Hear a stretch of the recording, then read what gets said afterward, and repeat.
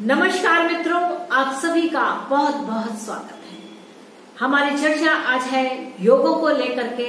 आज हम इस एपिसोड में जानेंगे कि मई 2022 में हम वृषभ राशि में कौन से राजयोग को देखने वाले हैं, यानी कि कौन से राजयोग इस मास में प्रभावित रहेंगे।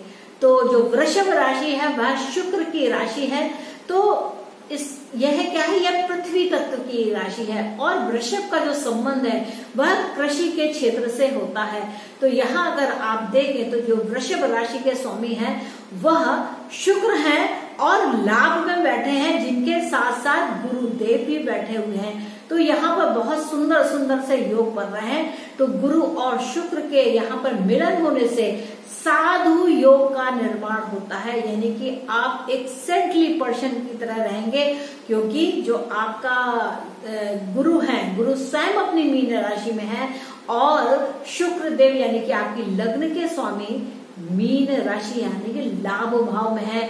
हालांकि जो गुरुदेव महाराज है वह आपके अष्टम भाव में भी हैं, यानी कि जिन चीजों का आपको अभी तक लाभ नहीं मिल पा रहा था वह अब लाभ मिलने का समय है। तो मई मास में यहाँ देखेंगे कि वृषभ राशि वालों को बहुत ही ज्यादा अच्छे शुभ योग हैं और यहाँ पर एक दो थोड़े से दुर्योग भी हैं। जैसे क्या है कि शश योग एक बनता है। शश योग शनि के द्वारा बनता है, यह केंद्र में बन रहा है, यह आपके भाग्य के स्वामी है और यह दसम भाव यानी कि कुंभ राशि में स्थित है। तो ऐसी स्थिति में क्या है, जो शनि देव महाराज है ये एक शश योग का निर्माण करते हैं, जिससे क्या है कि आप एक लीडर की तरह, एक फ्री स्पिरिट जैसे होती है उसकी भांति अपने सभी प्रकार के कार्यों को करने में संपन्न होंगे।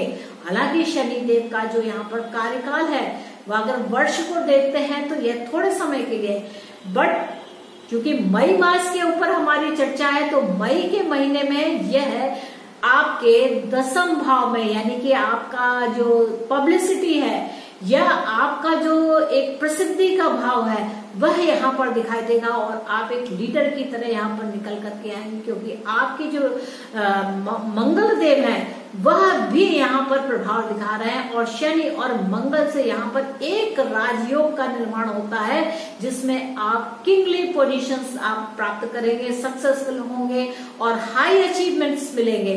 क्योंकि जो मंगल देव है दसम भाव में अपने आप में बहुत अच्छा काम करते हैं, यह इनका लिए इनका प्रिय स्थान है। यहाँ पर मंगल उच्च के भाव देते हैं और यह आपकी सप्तम भाव के भी स्वामी है, यानी कि यहाँ पर शनि और मंगल अगर देखा जाए तो आपके दशम भाव में रह करके यहाँ पर आपके कैरियर को, आपकी प्रतिष्ठा में चार चांद लगाते हैं।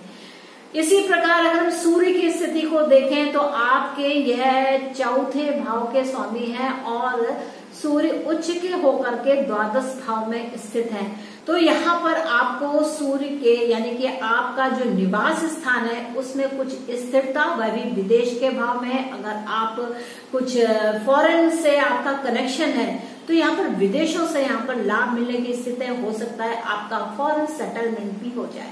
इसी प्रकार अगर देखें तो यहाँ क्या है, एक उभयचार योग बनता है। उभयचार योग क्या है कि जब चंद्रमा से यहाँ पर दूसरे भाव और द्वादश भाव में शुभ ग्रह रहते हैं तो यह उभयचार योग बनता है। तो यह बुध से बन रहा है, गुरु से बन रहा है और शुक्र से बन रहा है। तो यहाँ पर क्या है, चंद्रमा और सूर्य केंद्र में हो जाते हैं यानी कि बीच में हो जाते हैं, तो उनके आगे बुध होते हैं और पीछे गुरु और शुक्र है। तो ये एक बल देते हैं, शुभ ग्रहों का बल सूर्य और चंद्र को प्राप्त होने से यह योग बनता है। इसके अलावा एक दंड योग बन रहा है, जो कि इसका कारण क्या है कि जब सातों प्लैनेट 10वें भाव में, 11वें भाव में, 12वें भाव में और पहले भाव में होते हैं तो ऐसी स्थिति में एक दंड योग बनता है, जिसमें आप कुछ नाखुश रह सकते हैं और आपको बहुत सारे लोगों की सेवा का भी यहाँ पर अवसर प्राप्त होता है। इसके साथ साथ एक और भी है कि अगर आप थोड़ी समझदारी नहीं करते या कुछ आपके जीवन साथी को कोई प्रॉब्लम है तो आप यहाँ पर कुछ अपनी पार्टनरशिप्स भी हो सकते हैं। इसको अपने मुख से नहीं कहना चाहिए कि आपका जीवन साथी के साथ कोई समस्या हो सकती है, लेकिन यहाँ पर यह ध्यान देने की बात है कि यह जो दंड योग है यह यहाँ पर बनता हुआ दिख रहा है। हालांकि जो चंद्रमा है वह जैसे जैसे राशि परिवर्तन करके आगे आएंगे तो यह जो 4 भाव में जो योग बनता है कि 4 भाव में सारे ग्रह होते, तो जब चंद्रमा निकल आएंगे तो यह जो दंड योग है वह खंडित हो जाएगा। इसी प्रकार का यहाँ पर एक केदार योग है और वह उसका भी निर्माण ऐसे ही होता है कि जब 7 प्लैनेट 4 राशि में होते हैं तो यहाँ पर केदार योग का निर्माण होता है। देखें क्या है कि एक भेरी योग का यहाँ पर है कि यह गुरु से, शुक्र से और शनि से बन रहा है। तो यहाँ पर क्या है कि गुरु, शुक्र और शनि अपनी अपनी उत्तम अवस्था में है।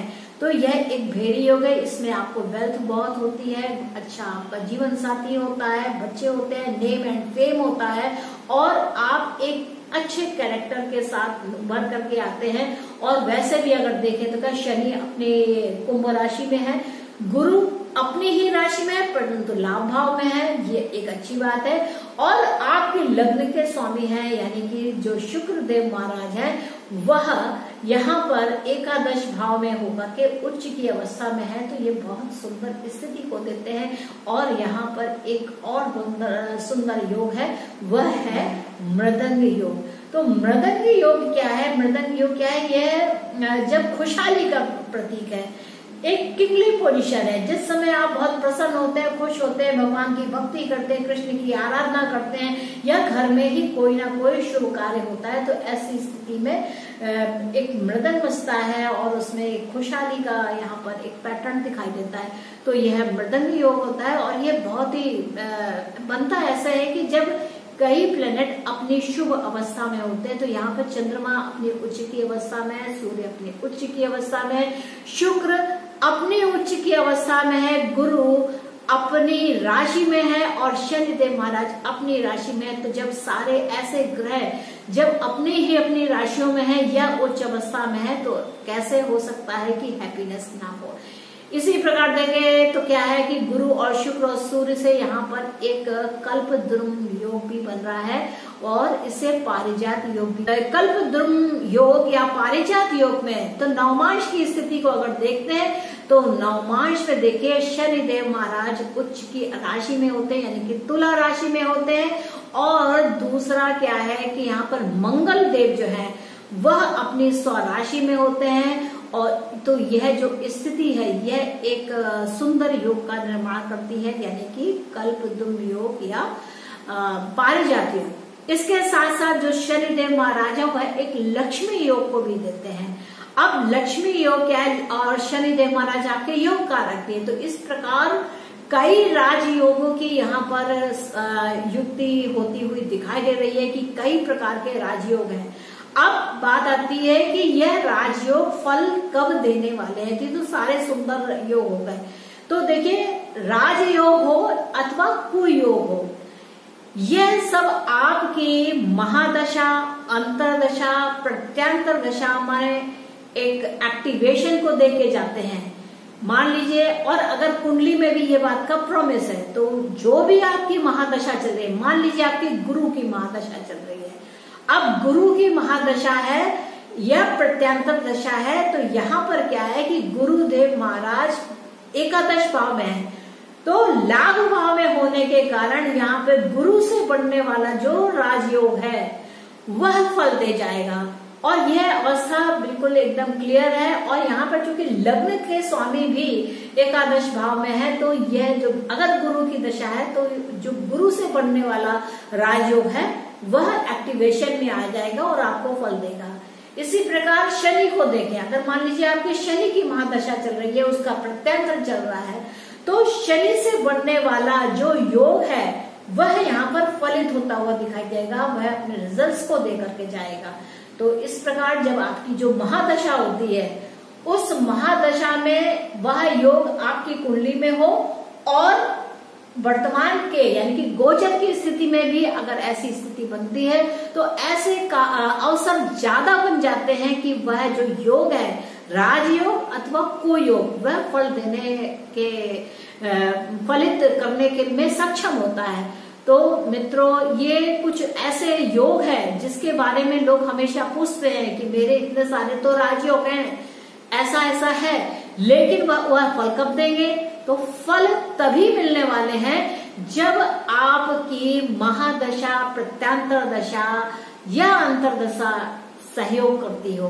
तो मित्रों, ये था मई मास में वृषभ राशि वाले जो जातक हैं उनके लिए कि कौन कौन से योग हैं जो उनको इस मास में फल देने वाले हैं। तो मित्रों, आशा है कि आपको मेरा यह एपिसोड अच्छा लगा होगा और आपने मेरे इस एपिसोड को अगर एंजॉय किया है तो कृपया मेरे चैनल को लाइक करें, शेयर करें, सब्सक्राइब करें, क्योंकि अगर सब्सक्राइब नहीं करेंगे तो आपको कैसे पता चलेगा कि मेरे वीडियोस अपलोड हो चुके हैं। तो मित्रों, इससे आप सब्सक्राइब कीजिए, आप इसे शेयर कीजिए ताकि ज्यादा से ज्यादा लोगों के पास सीधी, सच्ची और सही बात पहुंच सकती। इसमें कोई भ्रम नहीं है, कोई भी बनावटीपन नहीं है, जो है वह शास्त्र सम्मत है। तो मित्रों, मुझको आज्ञा दीजिए इस आशा के साथ कि आप मेरे चैनल को देख करके सब्सक्राइब करेंगे। तब तक के लिए नमस्ते और इस राजयोग का लाभ उठाएं।